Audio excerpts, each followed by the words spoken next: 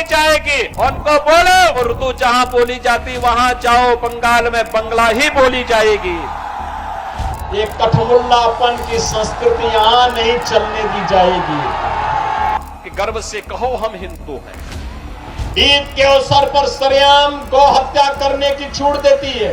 वंदे जय श्री राम, जय जय श्री राम। बंगाल की धरती पर गौ कसी होने की छूट नहीं देनी है, गाय को कटने की छूट नहीं देनी है।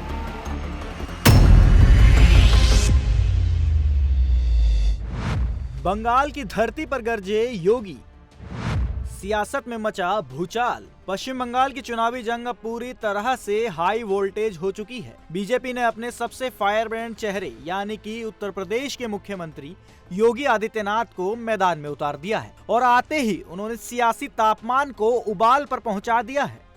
टीएमसी नाम ही आज यहां पर तुष्टीकरण, माफिया राज और कटमनी का प्रतीक बन गया है।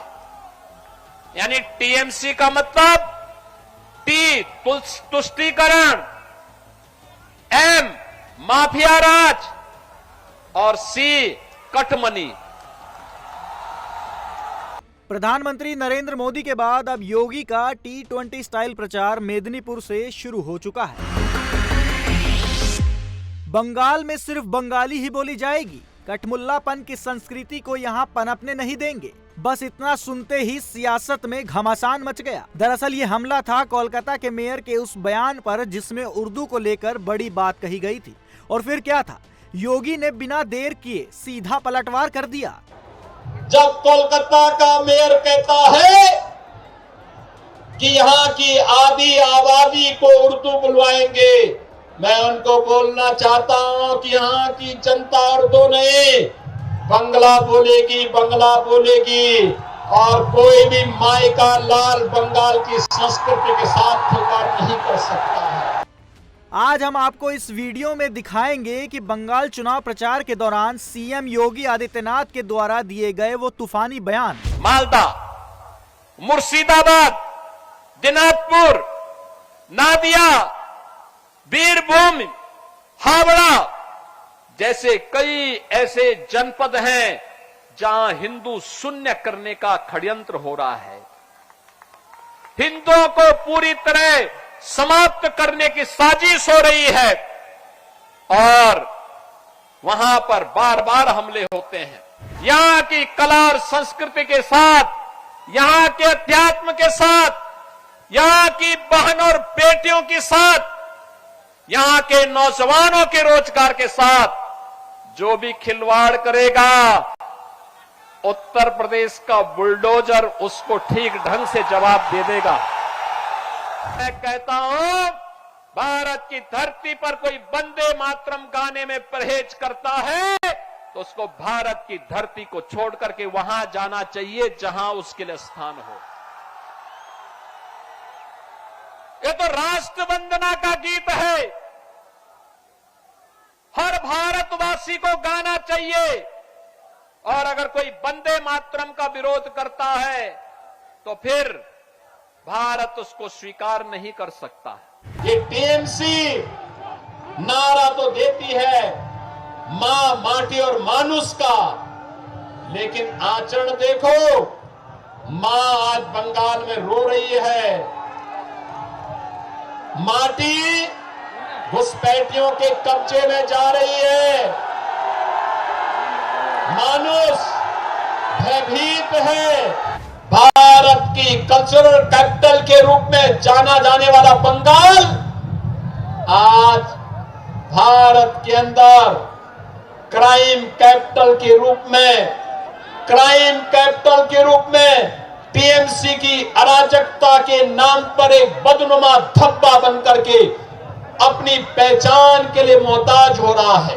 बंगाल की धरती पर गौ कसी होने की छूट नहीं देनी है, गाय को कटने की छूट नहीं देनी है।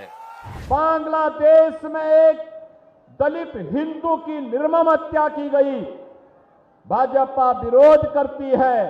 हम लोगों ने उसके खिलाफ आंदोलन किया, लेकिन बंगाल की सीएम ममता दीदी मौन रही। उनको भय था कि अगर वह बोलेगी तो कहीं उनका मुस्लिम वोट न खिसक जाए। बहनों और भाइयों, ममता दीदी को राम नाम से नफरत है।